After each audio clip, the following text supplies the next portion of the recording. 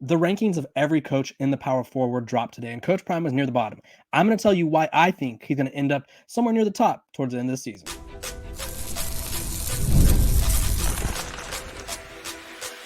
You are Locked On Buffs, your daily podcast on the Colorado Buffaloes, part of the Locked On Podcast Network, your team every day. Welcome to Locked On Buffs. I am your host, Kevin Borba. Today's episode of Locked On Buffs is brought to you by the Locked On Podcast Network. It's your team every day for free and available wherever you get your podcast. Like CBS Sports' Shehan Jayaraja said the other day when he was on the show, they were going to be dropping their coaching rankings voted on by all the 24/7 Sports and CBS Sports analysts. And they only did, or I won't say they only did, they did the Power 4 coaches, which ranges from 1 to 68. Because obviously last year there were 69, but they lost Oregon State and Washington State. But then they added one back with SMU. So we're at a total of 68 power coaches.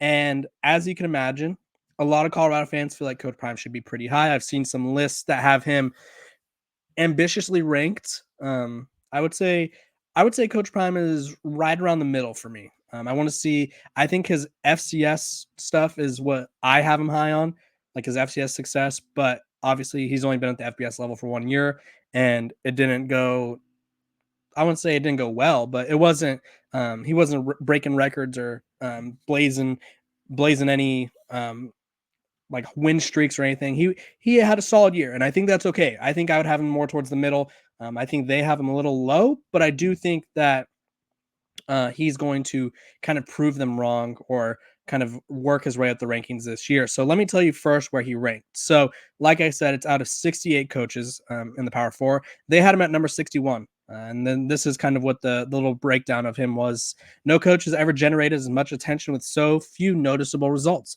Coach Prime came out of the gates hot last season, winning his first 3 games and pulling off upsets at TCU and against Nebraska. But the hype cooled off quickly. Both the coaching staff and roster have been overhauled, and we'll soon find out if the second go-around of this grand experiment finds more success. If not, I don't know that there will be a third year. So he went from 55 last year to 61 to this year. So he dropped down 5 spots. Notable people that are ahead of him: Stanford's Troy Taylor, Cincinnati Scott Satterfield, Arkansas Sam Pittman, Cal's Justin Wilcox, Arizona's Brent Brennan, and Dave Aranda from Baylor. So what do I think of these rankings? One, realistically, I think you can make a case for Coach Prime to be a little higher. I think there's guys like Manny Diaz, who really hasn't had the most success as a head coach now at Duke, where I'm like, why is he ranked so highly? You could look at someone like Shane Beamer, who is on the hot seat, dare I say it. Does Coach Prime deserve to rank above him? Rhett Lashley, obviously at SMU, they had a really good season last year, group of 5 level. Him at 45 could be a little bit ambitious. I do think he's a good coach, but obviously hasn't done anything at the Power 5 level. But that's not what this is about. Whether you agree or disagree with the rankings, I'm going to tell you 3 reasons why I think Coach Prime will be higher on the rankings next season. One, he overhauled the roster, and he didn't just bring in new bodies that were supposed to replace the guys from last year. He brought in new bodies with experience, new bodies that are proven. Now, I know a lot of people are kind of getting on everyone that's saying Colorado lost a lot of talent. They lost quite a few players that I think could have contributed. I think my count was up to 12 out of the around 30-ish that left this spring. And I honestly think their returning production numbers, I don't understand how that's correct unless Shedeur Sanders and Travis Hunter and Jimmy Horn accounted for that, and Shiloh Sanders accounted for that much production, because I was a little shocked to see that number that high. But nonetheless, Colorado brought in a ton of talent via the portal. They addressed every issue they had. They brought in size in the trenches, size and experience on the offensive line, guys who have played at high levels, Power 5 levels, or at least had success at the group of 5 levels. They brought in a ton of depth and talent in the defensive line, across the defensive line. I do think that unit could end up being one of the better ones in the Big 12 if all things go right. So they addressed those issues. They improved the secondary. Now, the one group where I'm like, you could add more, linebacker. I think while they did land the Charlotte transfer, former Michigan transfer, I don't think that was enough. I think they needed a couple, maybe 3 linebackers to kind of boost this unit. They did obviously also land the transfer from Florida A&M, but I don't think that's enough. I think they needed more guys with proven Power 5 experience. Now, this isn't to say that he can't succeed at this level. It's just when you had a guy like DJ Lundy in Colorado, you had him. He was committed. He was wearing the uniform. He was taking the picks. Losing him was brutal, and I think he could have been like a star on the defense for Colorado. But nonetheless, I would say for the most part, they addressed what they needed to. Now, secondly, what else is working in their favor? Well, I think a lot of people don't acknowledge this, but Coach Prime has taken steps forward each of the year he's coached. And you're probably like, what are you talking about? He hasn't coached that long, which I know. I get it. He hasn't been coaching for 10 odd years or whatever. He's had 3 seasons at Jackson State and 1 at Colorado. And this is how he improved at Colorado or at Jackson State. And I'm not saying that he could do the same thing here, because I think a lot of what worked at Jackson State was the fact that he was getting guys that were kind of Power 5, not bounce backs, but that's kind of the term that they use at the JUCO level. So like, for instance, if someone was to go to Colorado, then go to the junior college level and then come back to the Power 5 level or D1 level, they're a bounce back. And not that these guys were going to the JUCO level, but he was getting Power 5 quality transfers, Power 5 quality players, and just had way more talented rosters than everyone. But nonetheless, I still think they still have to win games. They still have to play the games. And Coach Prime went from 4-3 during the 2020 shortened spring season, 11-2 to the next season, and then 12-1 for an overall record of 27-6. So I don't know if we're going to see a 7-win increase, but I do think that we're going to see a win increase. I think Coach Prime has shown in his brief coaching experience that he improves. His teams improve. And I talked about this on, I think it was Monday's episode with Shehan. I said, he does this thing where he sees the problem and he addresses it right away. He doesn't wait for it to kind of continue to simmer and develop. Like, the offense line was a problem, and as soon as he was able to, he went out and brought in like 7, 8, 9 new linemen. Like, the defense was an issue, so he made some staff adjustments. The offensive line, obviously, Sean Lewis and his assistant left, but he still brought in, I think he was going to get replaced anyway. Sean Lewis was getting replaced anyway because he left for the coaching job. But the offense line coach, I think Coach Prime saw an issue there, addressed it. He saw an issue in the trenches, addressed it. He saw an issue after Cormani McClain left, which I'll talk about in a little bit, and he addressed it. He brought in more corners. He brought in more defensive backs. So Coach Prime addresses these needs, and I think that's very admirable. So obviously he improved the roster and everything they needed. He sort of has shown that his teams take next steps, and I think that this is going to be the case. And then lastly, the Big 12 is a very good conference, but Colorado has the best quarterback in the conference, arguably in the country. So if Coach Prime can't win with him, it's going to be very difficult. And I do think that Shedeur is going to sort of take another step, which I think a lot of people are questioning, how is that possible? But he's playing behind a better offense line, and he's playing in an offense that he actually likes. So I think Shedeur Sanders is going to take another step, which in effect will help Coach Prime take another step forward. And I do think that he will be higher in these rankings next season when they come out again, because I do think this is a bit of a pressured situation. I'm not saying he's on the hot seat, but if Coach Prime has another sub 500 season this year, and obviously Shedeur and Travis and Shiloh are leaving, it's like, what is he building off of? If he can't win with them, who is he going to win with? And I think he's going to win some games. I think Colorado makes it to a bowl game, but that's a worst case scenario. But that's why I think Coach Prime will be ranked higher in those rankings next year. You guys tell me below, give me one reason, a little explanation why you think he will be ranked higher in the rankings next season. When we come back, we're going to be talking about the latest on one of Mr. Cormani McClain. Passion, drive, and patience, the formula for winning championships, is also what keeps your ride or die alive. eBay Motors has everything you need to maintain your vehicle and level it up to peak performance. Superchargers, roof racks, exhaust kits, LED headlights, and more. Whether you're into speed, power, or style, eBay Motors has you covered. With over 122 million parts for your number one ride or die, you'll always find exactly what you're looking for. And with eBay Guaranteed Fit, your part is guaranteed to fit your ride every time or your money back. Because with eBay Motors, you're burning rubber, not cash. With all the parts you need at the prices you want, it's easy to make your car the MVP and bring home huge wins. Keep your ride or die alive at ebaymotors.com. Eligible items only. Exclusions apply. eBay Guaranteed Fit is only available to U.S. customers. The Locked On Buffs podcast is also brought to you by the Locked On Podcast Network, where we're doing this really cool thing. Are you watching Fox Sports or ESPN on your TV all day? Have to turn down the volume with all the shouting? Make the switch to Locked On Sports today, a free 24/7 sports streaming channel programmed for you every day to bring you the biggest stories without all the screaming.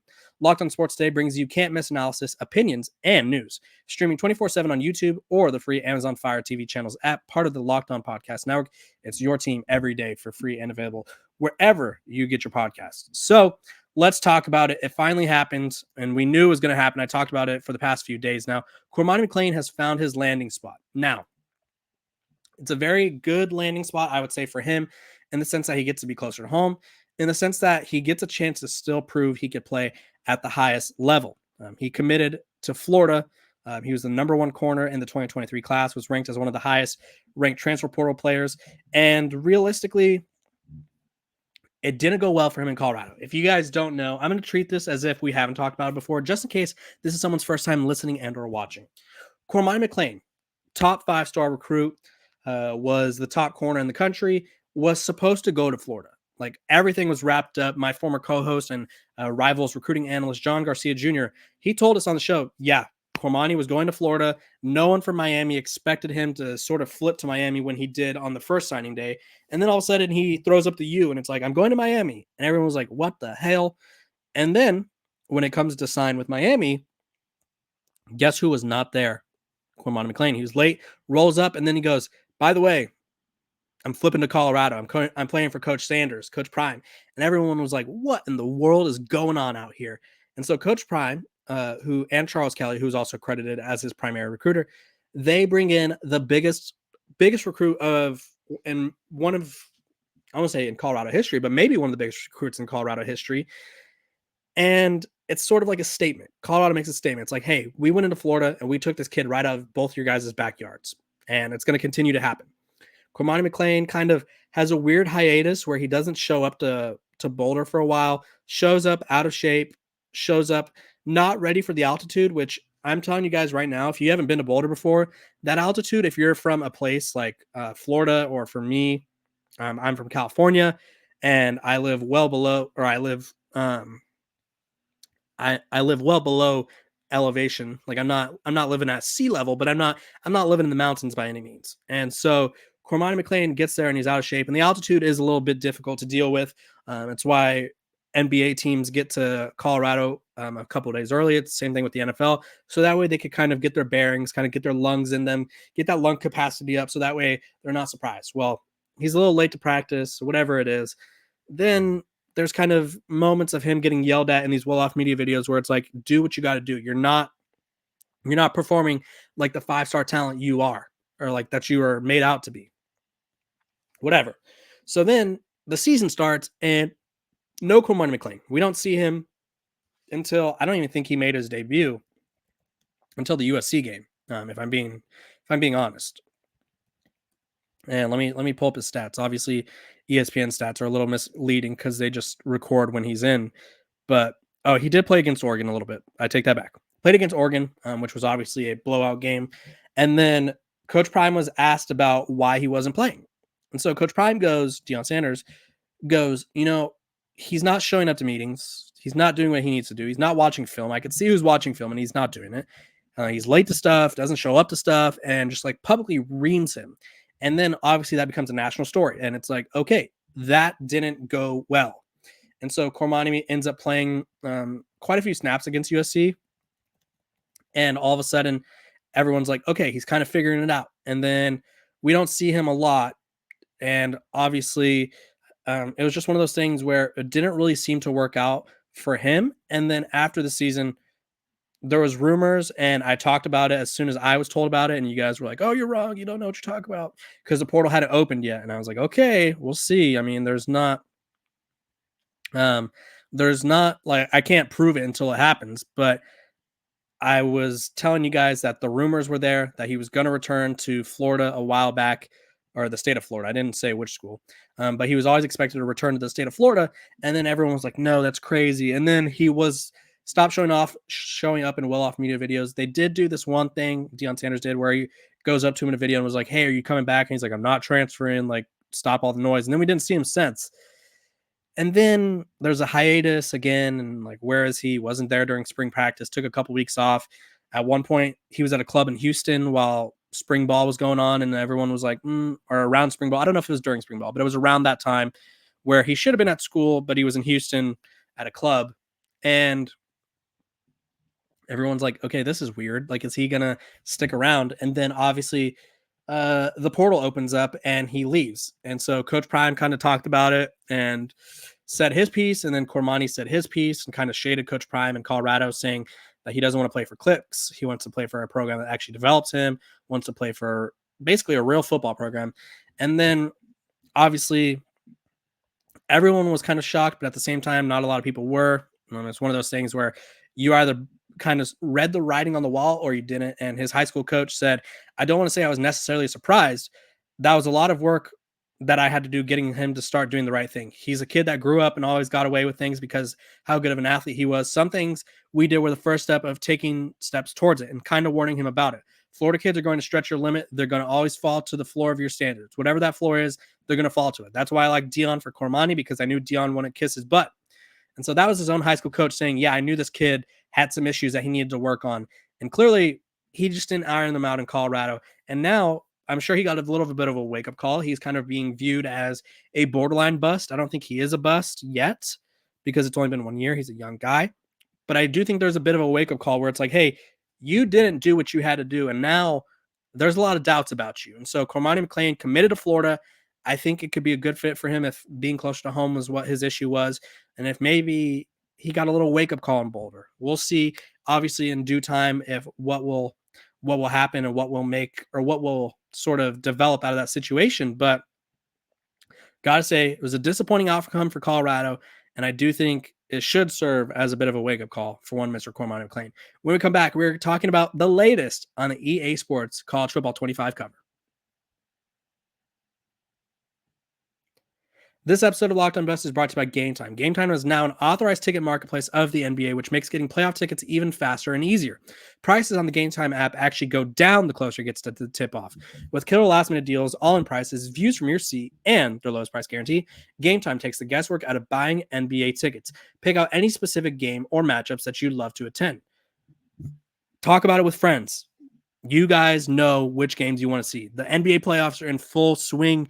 Go check out the Denver Nuggets, who are trying to close out the series. I'm telling you right now, talk about it with your friends. Be like, hey, you guys want to go to the Nuggets game? Yeah, they do. Game Time is going to have the best deals on those tickets, I promise you. Last minute tickets, flash deals, zone deals, easy to find and buy MLB tickets for every kind of event in your area, views from all of the seats in the venue, lowest price guarantee, event cancellation protection, job loss protection, and they have last minute deals. Save up to 60% off buying last minute for sports, concerts, comedy, theater events, whatever it may be near you. Take the guesswork out of buying NBA tickets with Game Time. Download the Game Time app, create an account, and use code LOCKEDONCollege for $20 off your first purchase. Terms apply. Again, create an account and redeem code LOCKEDONCollege. That's LOCKEDONCOLLEGE for $20 off. Download Game Time today. Last minute tickets, lowest price, guaranteed.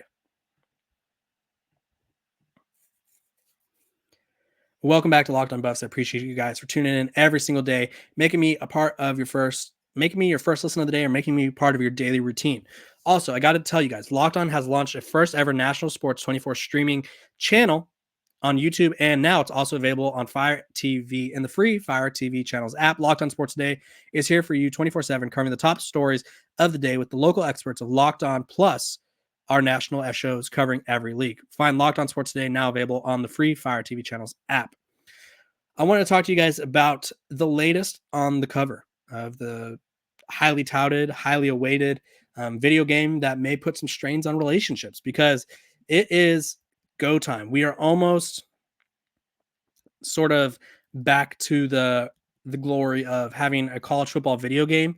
And we learned today via a leak that the standard cover of the game has 3 athletes, which I thought one of them could be Shedeur Sanders, since the deluxe version was like Travis, Quinn Ewers, Donovan Edwards, Jalen Monroe, Carson Beck, and Quinshon Judkins. I thought maybe Shedeur Sanders works his way onto the standard cover. But the standard cover features Quinn Ewers, Travis Hunter front and center, and Donovan Edwards. So obviously Travis Hunter, big move for Colorado, regardless if Shedor's on the cover or not, because if you're Colorado, you not only have the ability to advertise, hey, we have one of the best players in college football. Hey, we have one of the faces of college football. Hey, if you want to play both ways, we will let you do that here. But also, hey, you will have the opportunity to be advertised, viewed as the biggest thing in college football, which is arguably, or one of the biggest things in college football, being on the cover of a video game. Doesn't happen very often. And so for Travis Hunter to be on both the deluxe and standard edition of the cover is a big deal for Colorado. If I'm Coach Prime, if I'm Colorado, I am plastering that cover everywhere over campus, everywhere. I would probably use it as a recruiting pitch. Like, hey, you want exposure? You come here. You're not going to get more exposure here than you will anywhere else. And if you do, you're playing at Alabama or Georgia or Texas. And those are, if Colorado is keeping up with those schools in terms of exposure, it's a pretty big deal. So Travis Hunter, cover of the EA Sports College Football 25 video game. You guys comment below. What do you think Travis's rating will be? I think he's going to be a 97, 98. I really do. And I think it's going to be awesome. I'm very excited for that game. I'll have to play it 90,000 times before the next game comes out. I loved that game when it was in 2014. That was me and my buddies in school. We were always talking about that game. I think Travis is going to be rated quite highly, and I think it's really awesome that he's on the cover. I think it's a big deal for Colorado. Coach Prime should use it as a recruiting tool, and I honestly think that Colorado is just proving more and more off the field why, if things start clicking on the field, other programs around the country should be worried. Appreciate you guys for tuning in to Locked On Buffs, making me your first listen of the day. We're free and available wherever you get your podcasts. Make sure to like, subscribe, follow, and I will see you guys tomorrow.